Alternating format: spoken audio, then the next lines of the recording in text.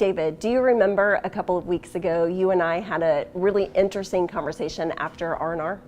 Yes, we were finished up and you had just prayed and blessed us for the week. And I think that was the first time that you had done that. And I walked by and you were having a conversation with someone and I overheard you say that you felt uncomfortable. And so I said, you should get someone else to do it. And that's when I got kind of a death stare. You're right, I did give you the death stare that night, and that's because when you said, well, Julie, why don't you find someone else to pray, what I heard was, hey, Julie, why don't you find a man to pray? Yeah, and in no way did I ever want to imply that you should get a man to pray. Oh, I know, and I'll tell you, I did feel uncomfortable that night. That is what I said, because that was the first time in my life that I had prayed in front of a room full of people. I am so grateful for my heritage of growing up in the Church of Christ. I think I'm third or fourth generation Church of Christ. But part of the baggage that I carry is that I never got to see, it was never modeled for me, women getting up and teaching and praying. In fact, I thought that women weren't allowed to use those gifts that were given to them by God. So part of what I'm working through right now is that discomfort of knowing that God's gifted me and that I'm allowed to use my gifts. Yeah, and I carry that same discomfort. Mine may come from a different perspective though.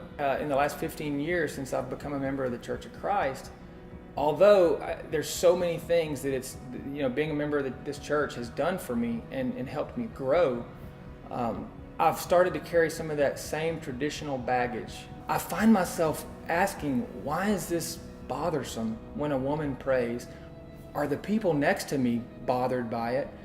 And what can I do about it? And so that worries me when those situations come on and that feeling comes on me, because I may be missing out on a message that God's trying to send me through a woman friend of mine who's up there speaking. I love that we can have these conversations and both be honest with each other. So where do we go from here?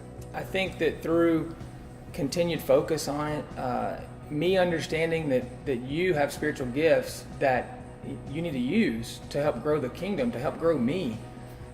I think that by encouraging you to use those and encouraging other women who have those spiritual gifts to use those to grow the kingdom and grow this church, that's what I'm going to try to do. I'm going to commit that to you.